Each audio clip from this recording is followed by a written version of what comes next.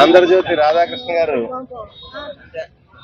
తొలి పలుకు అని చెప్పేసి ఆయనకి నోటికి ఎంత వస్తే అంత చాలా వికృతంగా చాలా ఇబ్బందికరంగా ఆయన మాట్లాడడం జరిగింది. ఎందుకంటే ఈ రాష్ట్రంలో ఉన్న వైఎస్ఆర్ కాంగ్రెస్ పార్టీ శ్రేణులందరూ ఇబ్బంది పడే విధంగా ఆయన భాషా ప్రయోగం కానీ పద ప్రయోగం కానీ చాలా అసభ్యంగా చేసి ఈ రాష్ట్రంలో సెక్షన్ ఆఫ్ పీపుల్ వ్యక్తిగత జీవితం మీద నిందలు మాట్లాడిన పరిస్థితి మనం చూసాం. దానికి కారణం ఏంటంటే దాని ముందు రోజు జగన్మోహన్ రెడ్డి గారు ఒక ప్రెస్ మీట్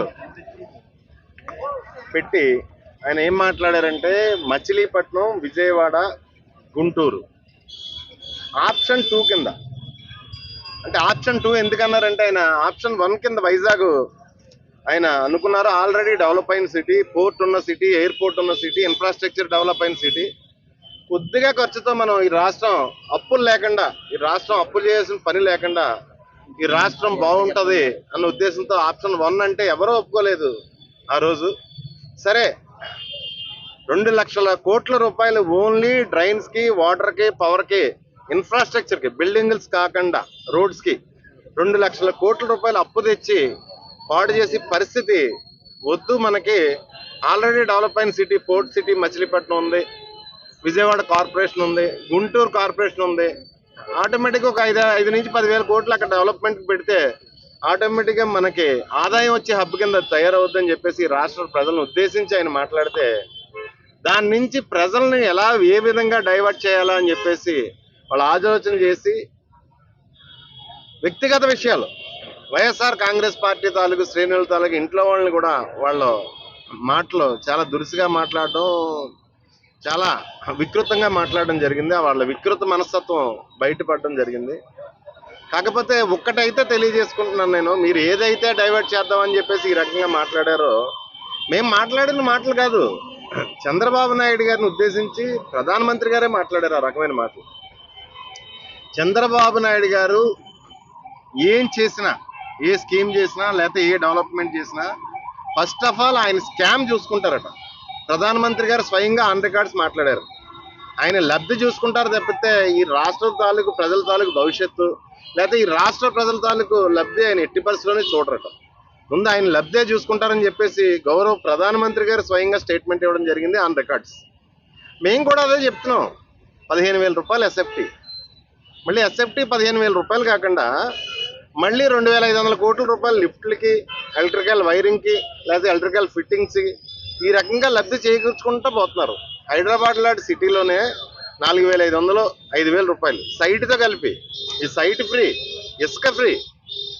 మరి 4,500 ఉన్నది 15,000 రూపాయలకి ఇచ్చి, అది కాకుండా మళ్ళీ లిఫ్ట్లకి, కరెంటుకి, గార్డెన్కి మళ్ళీ రకరకాలు అలా పెంచుకుంటూ పోతున్నారు.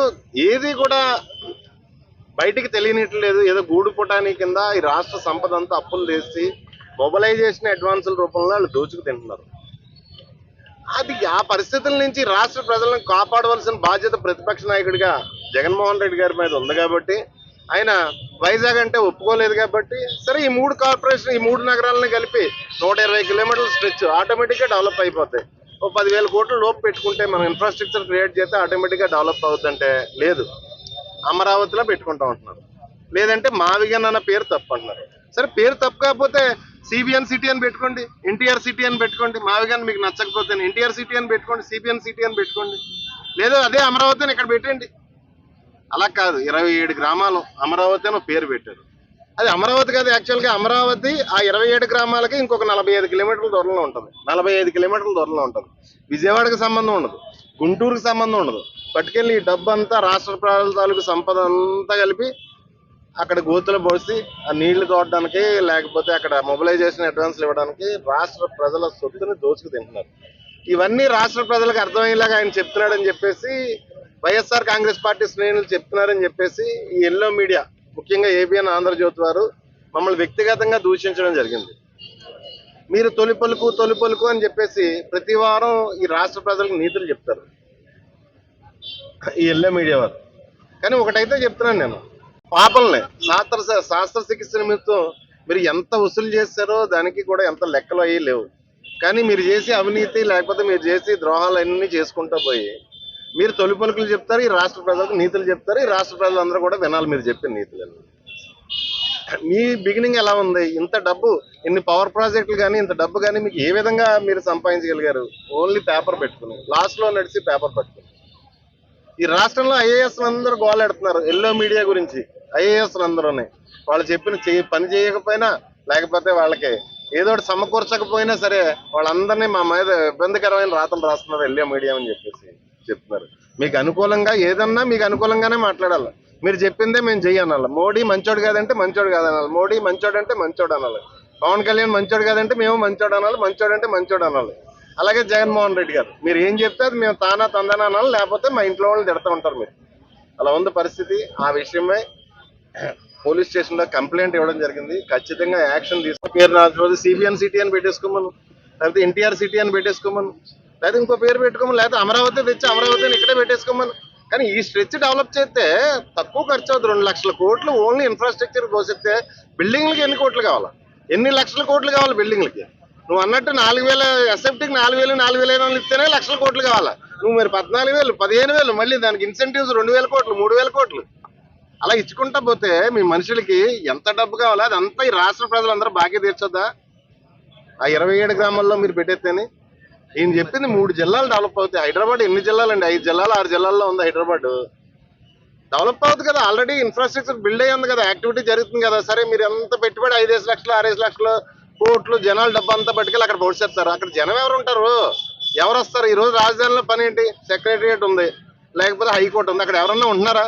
ఉదయం వెళ్తున్నారు, మళ్ళీ విజయవాడ గుంటూరు వచ్చేస్తున్నారు అక్కడ ఉన్న వాళ్ళందరూ. రేపు పొద్దున కూడా అదే జరుగుతుంది. అదే గుంటూరు విజయవాడ డెవలప్ చేసుకుంటే మనం రేపు పొద్దున కూడా అక్కడికి వెళ్ళి వస్తూ ఉంటారు. మేమే అమరావతికి ఏం వ్యతిరేకంగా మేమేం లేవు. కాకపోతే కొద్దిగా అర్థం చేసుకుని ప్రజలను మభ్యపెట్టడం మానేసి చెప్తే బాగుంటుందని చెప్పి తెలియజేసుకుంటాం. ఎలా ఉపయోగపడుతుంది అవి చూసుకోవాలి కదా. మాకు మీడియా ఉంది, మేము మభ్యపెట్టేస్తాం, మేము బుకాయించేస్తాం, లేకపోతే ఇంట్లో వాళ్ళని తిట్టేస్తాం, మేము డైవర్షన్ పాలిటిక్స్ చేసేస్తాం, లేకపోతే మతాన్ని తీసుకొచ్చేస్తాం, ఏదంటే తిరుపతి లడ్డూని తీసుకొచ్చేస్తాం. ఇప్పుడు ఈ రాష్ట్ర ప్రజలందరూ ప్రశ్నించేది ఏంటి? నిరుద్యోగ భృతి ఇస్తున్నారు, నీకు 1,500 నీకు 1,500 నీకు 1,500 అన్నారు. వీటి మీద ప్రశ్న ఏంటంటే తిరుపతి లడ్డు, లేకపోతే ఇది, లేకపోతే మమ్మల్ని ఇంట్లో వాళ్ళు తిట్టడం, ఏదో ఒకటి డైవర్ట్ చేయడానికి వాళ్ళ ప్రయత్నాలు అంతే.